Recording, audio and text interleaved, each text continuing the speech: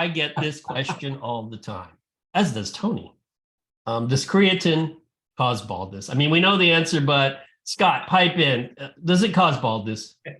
Absolutely not. There's no evidence for that. So as kind of we're discussing at the start, there's a study in rugby players that showed an increased conversion of testosterone to dihydrotestosterone, or DHT, with creatine, and DHT has been linked to male pattern baldness. But there's lots of kind of nuances with that particular study, and yeah, there's absolutely no evidence that creatine actually causes hair loss.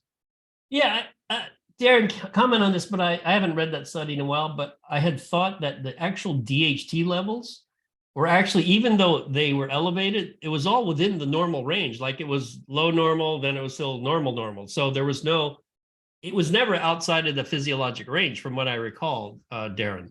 Yeah, they were all within the normal range. But a couple things for the viewers is resistance training will increase the conversion of DHT regardless. Now, they did a good design, they did a crossover design, but one thing that never gets any press is they combined high-dose creatine with high-dose glucose. And they did that, and then it has 6-week washout. But if you look at the data, usually when an individual will take that much creatine and glucose for 7 days, there's usually an increase in body mass, and it was flatline. They measured them at 7 days in, and then again 21 days later, there was no change. So you start to speculate what was happening. They just measured a hormone, and we've talked about this. The acute shock for hormones regarding muscle protein synthesis never correlate with a dry muscle mass, right? You can have an increase in mTOR, but it may not lead to an increase in muscle. And since no hair follicle was measured cross-sectional area, just because DHT went up, it had no effect. And I put it this way, I've probably assessed over 1,000 people in the lab, and not a single person came to me and said, you know what, I don't know what I'm on, but my hair is falling out. And you got to believe that would be one of the first things that an individual, male or female, would come to you and say, hey, listen, my hair is thinning, and we've done 2-year studies with creatine every day, and not a single person. So, there's never been a study to say it emphatically doesn't, but there's certainly no evidence to suggest it does. And increasing a snapshot of a hormone, just like IGF-1 or testosterone, doesn't really lead to anything until it's measured. All we can say is this hormone went up from a physiological perspective within range, and probably a lot of other things did with resistance training. So there was a lot of caveats with that study, and they use skin folds for a lot of things. And yeah, so it is what it is. But people, I probably get that question literally on a daily basis. Wow. Yeah. And just a quick question, gentlemen. The increase in DHT is not, isn't it follicular sensitivity and the receptors that are picking it up anyway? In other words, just the rise in DHT itself, I know the conversion occurs with everyone, and some people have a greater conversion than others.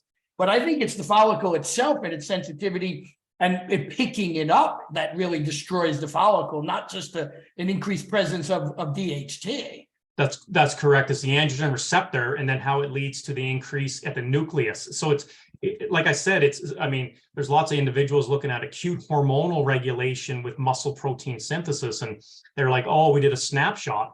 Well, sometimes these snapshot hormones that rise don't correlate to dry muscle mass or increase over time. So and it depends when the biopsy is done and all that, and it's no different than a hormone. And I argue, we talk about creatinine, people, I'm on creatine, they go to the doctor, and I say, well, it makes sense, creatinine is going to be elevated because it has to be, and then the kidney diffuse acutely. But if it's elevated for a long period of time, there's issues. And it just so happens when you went to the doctor, and when they do a reliability study, pre and post or multiple, it doesn't affect it. So the hormonal fluctuations are always a nuance, and is really an area of interest. But I could come out and say, I just showed creatine caused cancer or cured cancer, but yet they only care about, does it cause baldness? It's quite funny, yeah. And that's actually spurred the myths and misconception paper. I literally said, I've had enough of this question. Let's put it to rest, yeah.